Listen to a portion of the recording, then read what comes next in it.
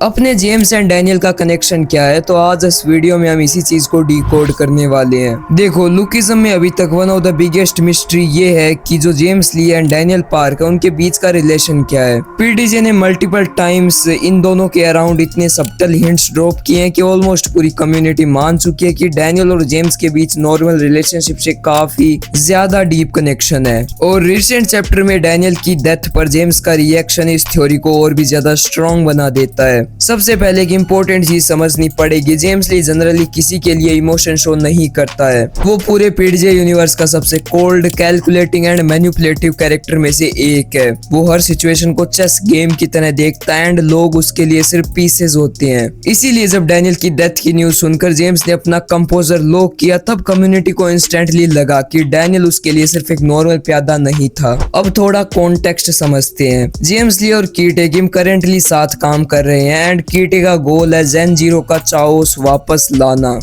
वो अभी के लिए उस डायरेक्शन में कंटिन्यूअसली मूव कर रहा है। कीटे ने मल्टीपल टाइम्स जेम्स की हेल्प भी की है, इसीलिए नॉर्मली दोनों अलाइज की तरह ऑपरेट करते हैं। लेकिन प्रॉब्लम तब स्टार्ट हुई जब डैनियल का मैटर आया। जेम्स को डैनियल जिंदा चाहिए था। वो डैनियल को अपने प्लान्स में यूज कर रहा था सिचुएशंस मैनिपुलेट करने के लिए। डैनियल उसके लिए सिर्फ एक प्यादा नहीं है जो कि अननोइंगली जेम्स का डर्टी वर्क कर रहा था। कनेक्शन काफी डीप है। अब रिसेंट के चैप्टर में जैसे ही जेम्स को पता चला कि कीटे ने डैनियल को जिंदा नहीं रखा, डैनियल क्लिफ से गिर चुका है एंड प्रोबेबली वो मर चुका है, ये सुनते ही जेम्स काफी फ्यूरियस हो गया एंड उसने डायरेक्टली कीटे पर स्नैप कर दिया कि उसने उसकी बात क्यों नहीं सुनी। और यही वो मोमेंट है जो सबसे ज्यादा इंपॉर्टेंट है, क्योंकि डैनियल अगर सिर्फ और सिर्फ एक नॉर्मल टूल होता तो जेम्स कभी इतना इमोशनल रिएक्ट नहीं करता। वो बस किसी और इंसान को यूज कर लेता। लेकिन डैनियल की डेथ पर उसका रिएक्शन जेन्युइनली पर्सनल लगा। ये ऑलमोस्ट ऐसा फील हुआ जैसे कीटे ने जेम्स से कोई इंपॉर्टेंट चीज छीन ली हो।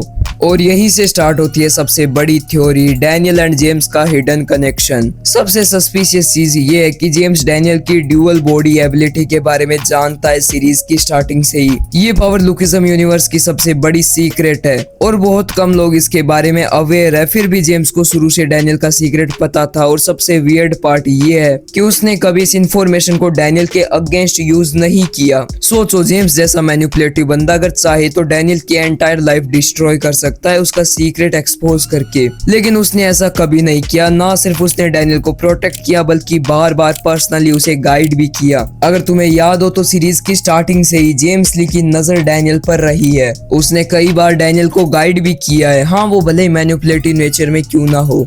उसने डैनियल को डायरेक्टली अप्रोच किया, उसे स्पेसिफिक टास्क दिया और इवन जिनरैंग के पास भेजने के लिए भी पर्सनली चूज किया।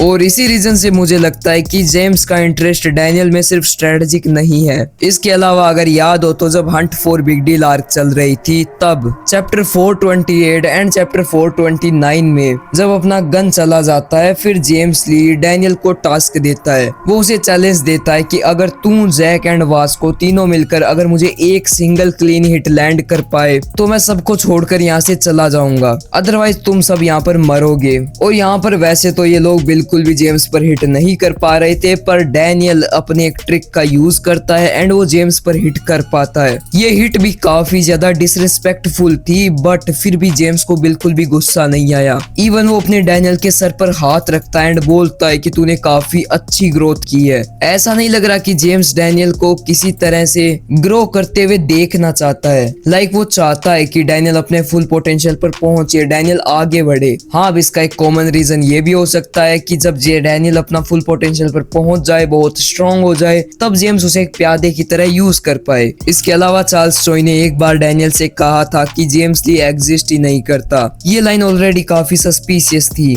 साथ ही एक पॉपुलर थ्योरी ये भी कहती है कि चार्ल्स चोई ने ओरिजिनल सेकंड बॉडी के ओनर को एलिमिनेट किया था ताकि वो बॉडी हासिल कर सके। और यहीं पर फैंस एक डेंजरस कनेक्शन बनाते हैं। थ्योरी के अकॉर्डिंग डैनियल जो सेकंड बॉडी यूज करता है वो समहाउ ओरिजिनल जेम्स ली से कनेक्टेड हो सकती है, या पॉसिबली वही बॉडी हो सकती है जो जेम्स के पास्ट से लिंक्ड थी। इसीलिए जेम्स डैनियल में इतना अनएक्सप्लेन्ड इंटरेस्ट देता है, क्योंकि डैनियल टेक्निकली किसी ऐसी चीज में जी रहा है जो जेम्स की लेगेसी उसके पास्ट या किसी इंपॉर्टेंट पर्सन से कनेक्टेड है। और ऑनेस्टली ये थ्योरी कंप्लीटली रैंडम भी नहीं लगती है। जेम्स ने डैनियल को कभी डिस्पोजेबल इंसान की तरह ट्रीट नहीं किया। वो उसे चैलेंज करता है, टेस्ट करता है, गाइड करता है।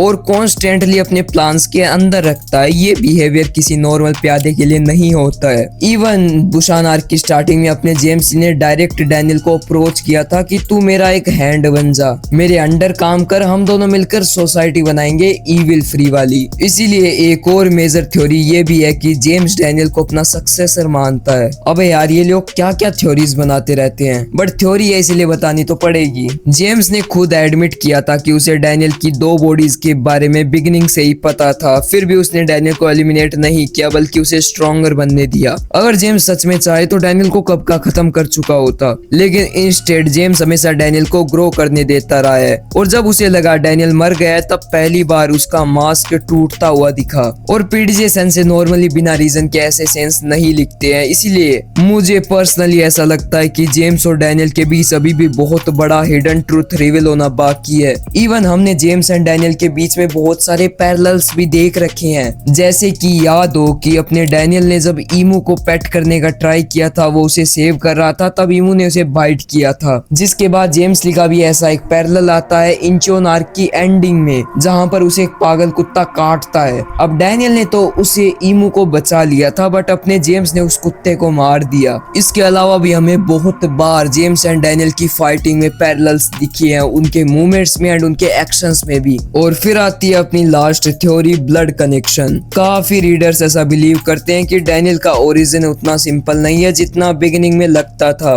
पीडीजे सेंसे रिपीटेडली हिंट्स दे रहे हैं कि डैनियल समहाउ प्री जनरेशन के सीक्रेट से कनेक्टेड है, और पॉसिबल है कि जेम्स को डैनियल की रियल आइडेंटिटी के बारे में कुछ ऐसा पता हो जो अभी ऑडियंस से कम्प्लीटली हिडन है। लाइक जब चार्ल्स चोई अपने एसबी डैनियल को उसकी बॉडी का सीक्रेट बताने के लिए ऑफर दे रहा था, तब जेम्स उसे अटैक करके बोलता है कि तू इस सीक्रेट को हैंडल नहीं कर पाएगा। अगर तूने एक बार ये सीक्रेट जान लिया तो फिर तू इससे भाग नहीं पाएगा। क्लियरली ऐसा लग रहा है जैसे जेम्स को डैनियल की सही में परवाह है। अब काफी सारे फैंस ये थ्योरीज बना रहे हैं करंट डेज में कि जो जेम्स है एंड डैनियल है वो दोनों भाई है। ये थ्योरी अभी के लिए मेरे कमेंट सेक्शन में भी बहुत बार स्पैम हुई है, जिन्होंने भी थ्योरी दी है। हाँ भाई मैंने देख लिया आपकी थ्योरी, बट बिना किसी एविडेंस के डायरेक्ट ये थ्योरी दे देना कि जेम्स एंड डैनियल भाई है, ये थोड़ा सा सेंस नहीं बनाएगा। लाइक इससे तो हमें ऐसा मानना पड़ेगा कि जो डैनियल की मदर है वो जेम्स की मदर है, और जो डैनियल के फादर है वो जेम्स के भी फादर है। इसके अलावा हाँ ऐसा हो सकता है कि जेम्स डैनियल कजन हो, या फिर वो किसी तरह सिबलिंग के तौर पर कनेक्टेड हो। बाय द वे थ्योरीज तो काफी सारी है, बट एक चीज कंफर्म है, जेम्स ली सही में डैनियल की परवाह तो करता है।